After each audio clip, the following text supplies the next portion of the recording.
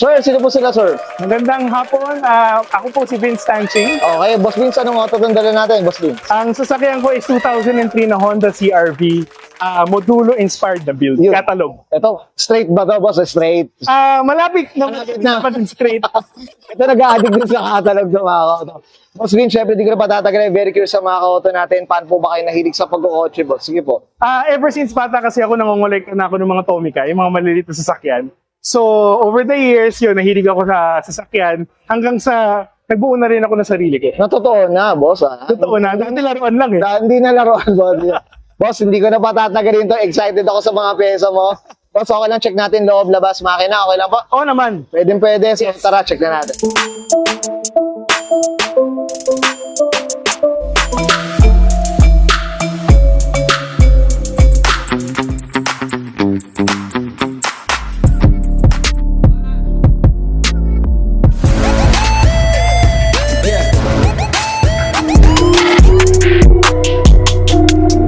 Usapang interior tayo, Boss Vince. Ano meron dito, Boss? Sige po. So far, in terms of the interior, yung mga upuan ko kasi galing to sa Sound Cruiser ng Gen 2.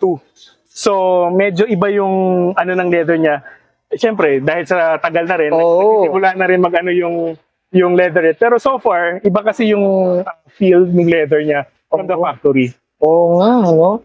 Yun. Tapos, in terms of dun sa ating mga trims, siguro, so far, hindi ko sure, alam ko dalawa lang ang meron nito sa Pilipinas. Yung all wood na trim. So from the steering wheel, center panel, aircon, pati yung mga vents na yan, pati doon sa bintana. Lahat yan. Okay. Ito, Boss, nakuha mo to, ano ba, nag-source out ka lang talaga? So far, tambay kasi ako ng auction eh. So, mapa-Japan auction man yan, eBay yan, iniisa-isa natin yan. So, natuto tayong mag-type ng mga hapon-hapon para makahanap ng mga kahit pa paano rare na pyesa. Rare na pyesa. Ito, mga Autoflex lang natin. Tingnan natin. Ayun, yung mga, ano dito, mga magazine, mga brochure, oh. Kompleto kahit pa paano. Kompleto. Gusto ko, mga auto. Taga-addict talaga. Okay. Yun. So, in terms of interior naman din, yung steering wheel, siyempre, stock na leather, tapos yung wood trim, tapos Japan na gauge. Okay. Ang happy kami doon sa Japan na gauge kasi meron siya nung parang reverse chime. So pag lalagay mo siya sa reverse, meron kang maririnig na tunog. So ano lang, parang ano ng Honda. Oo, no? Yun. Hapon na hapon. Hapon na hapon yan. Wala lang ang nagsasalita. Pero yun. Tapos itong center console lang, armrest, malaki, may story sa loob. Medyo madumi lang, magulo. Yung mga bagay-bagay. Kasi importante, JDM. Yeah, kahit pa paano. Yun. Oh, that's it. Okay. Boss, okay na tayo dito. Okay na tayo dito. So, check na natin. Labas naman. Okay. Sure. Tough long battery. Tough and Okay. long. Usapang exterior tayo, Boss Vince. Yes. Anong meron dito ba? Sige po. So far, ang pinaka-proud ako na pyesa nito is yung modulo grill. Medyo rare na mahanap to locally. Okay. As far as I know, parang 9 or 10 lang ang meron nito locally. So medyo mapresyo siya. Tututusin. Ayun na natin sabihin kung magkano, baka tumaas pala yung presyo. Huwag na natin gawing hype, no? Natin hype. Huwag na natin hype. Isang hanapin. Okay. Ren. 3 to 4 years ko rin siyang hinanap. Grabe, yung tagal na, boss, eh, no? Yun. Okay. Tapos overrider, syempre, Japan na overrider. Yung local din natin ito may lumabas, pero iba yung material kaysa sa Japan. Syempre, dun tayo sa Japan na version, yung mas matigas. Tapos walang naka-engrave na CR-V dito sa parang metallic trim niya. Okay. Iba yung version ng Japan. Okay. JDM, syempre na headlights. Okay. So, ito yung version na halogen type. Hindi siya yung HID na commonly na nakikita natin sa used market. So, medyo mahirap din siyang hanapin. Yun. Okay. Pero standy pa rin siya, boss. Stanley pa rin siya. Standy pa rin. Ang karamihan kasi ng mga Hapon, nung bumili sila ng mga CR-V nila nung early 2000s, in-option nila kasi from the factory na naka-HID sila. So, konti lang yung hindi pumili ng upgrade na HID option. Problema kasi sa HID, may tendency siya masira over time. Siyempre, sa tagal na, 20 plus years na.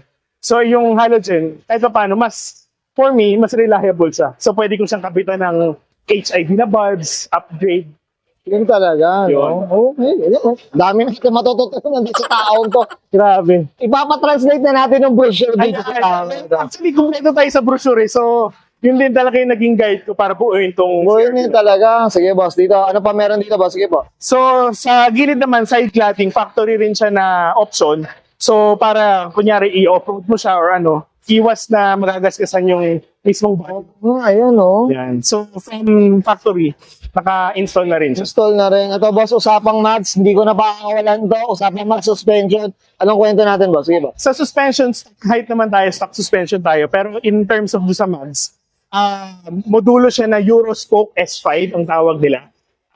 Lumabas din siya locally sa Gen 2 na 4-wheel drive, pero modulo version din siya. Oo, modulo rin talaga. Nakakapalan din talaga sa, boss, no? Sa Intercup, eh. Yes, so yung center cap medyo mahirap din hanapin yung ganyang size kasi nga dalawang version siya, yung pang 4x100 tsaka yung 5x114. So since 5x114 siya, mas mahirap siyang hanapin. Oo, boss, pag nawala tong, mo, Center Cup, ako yung ako hanapin mo. Alam ko na boss kung saan kita hanapin.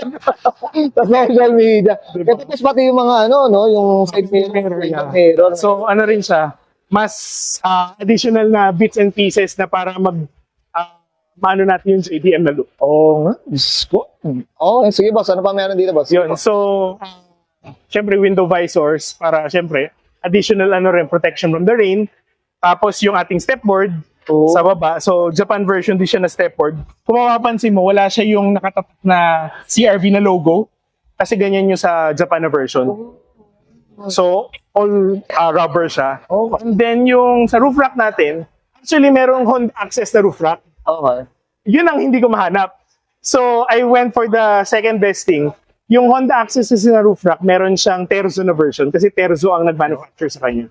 So, yun yung nakuha ko. From the base hanggang sa yung rods tsaka yung mismong tray. Terzo siya. Diba, ito na yung second option talaga. Second option na siya. Pero paano, nandun pa rin tayo sa catalog team na Nag-aaral talaga to. Makakawa to. Mukhang ang dami na yung pag-workshop. Okay, sige, boss. Ano ba? Ay, boss, ito, regarding sa kulay pala ng CRV natin. Yeah. Ano ba? Stock color pa, napinturahan, anong kwento? Ano siya? Stock siya from 2003. So, original paint siya. Alagang wax. Tsaka kahit pa paano nahuhugasan natin once a week. Oo. Yun. So, Himas-himas lang din talaga. himas-himas lang talaga kailangan alagaan. Talaga. Yeah. Sige, boss, dito sa likod, Sa likod naman, nagpalit tayo ng JDM na bumper. So, mapapansin mo na relocate natin yung license plate. Nasa door na siya. Wala na siya sa mismong bumper. Tapos, doon na rin siya nakabolt sa mismong pintuan. Oo nga. Yun. Tapos, in terms of taillights naman, naka-Japan din na taillights tayo. So, meron siyang rear fog light na built-in. So, JDM pala may rear fog din ba? Meron siyang rear fog, pero kumbaga, lagi siya naka-on. Hindi mo siya mapapatay unless na lagyan mo siya ng switch. Usap tayo dyan, boss, Sige ba? Tapos, sa wing, Japan din siya na wing. So, kung mapapansin mo, meron siyang parang pintuan dito sa ilalim. So, you're able to replace yung bulb lang pag nasira siya. So, original siya na Honda Stanley. Yung local kasi, siya, kumbaga one piece siya, hindi mo siya mapapalitan. Pag napundi yung bumbilya, wala na. Deads na. Yun. Tapos, backup mirror para mahirap umatras eh. Oo. Ito yung old school eh. Para, Old school eh. bukod sa lilingon ka pa atras, meron ka ring back mirror. Yun. Tapos, syempre, pang Mayabang, boss. na pang spare ng modulo natin na S5. Yan. Yeah. Yun, so far. Ganda. Okay. Boss, I'm sure may nito mention pa yan. Boss, okay lang. Check natin makina naman. Okay lang ba? Sure. Oo, tara. Okay. Usapang makina tayo, Boss Vince. Ano meron dito, boss? Sa engine bay naman natin, all stock lang naman. Wala naman tayong pinalitan kasi for the longest time, daily driver ko kasi itong CRV na to. Ooh. So, syempre, kailangan natin reliable. Kailangan natin na hindi tayo titirik. So, ang gamit natin, Honda na oil. Tapos yung coolant din natin, Honda. So, talagang para Straight na tayo. Wala tayong isipin. Oo, okay. Boss, ito, anong displacement pala niya, Boss Vince? Ang displacement nitong Gen 2 natin is 2 liter. 2.0. Boss, ito regarding consumption and syempre, yung natin, maintenance natin, kamusta naman, boss? Yung consumption, dun tayo medyo mahapde. Oh. Kasi so far, pag nasa city driving tayo, syempre medyo traffic. Averaging mga 5 to 6 kilometers per liter. Ganun talaga, boss. Medyo parang, Land Cruiser ang consumo. Sir, Ganun. Pero comfort-wise, wala naman tayong hihingin pa. Pero pag naka-highway ka, rektahan, 13-14 kilometers per liter. Pwede. Kayang-kaya. Boss, ito yung mga pyesa naman, ng mga presyon, kamusta naman? So far, basta doon ka sa mga stock na mga pyesa, original, very affordable naman kahit paano, makakahanap ka naman sa kasa or kung maghahanap ka ng surplus, meron pa rin naman. Huwag ka na maghahanap ng mga medyo rare. Doon Ah. tayo Huwag ka tulad din sa Vince daw, puro rin daw. Sa ano naman, sa maintenance, every 6 months, change oil.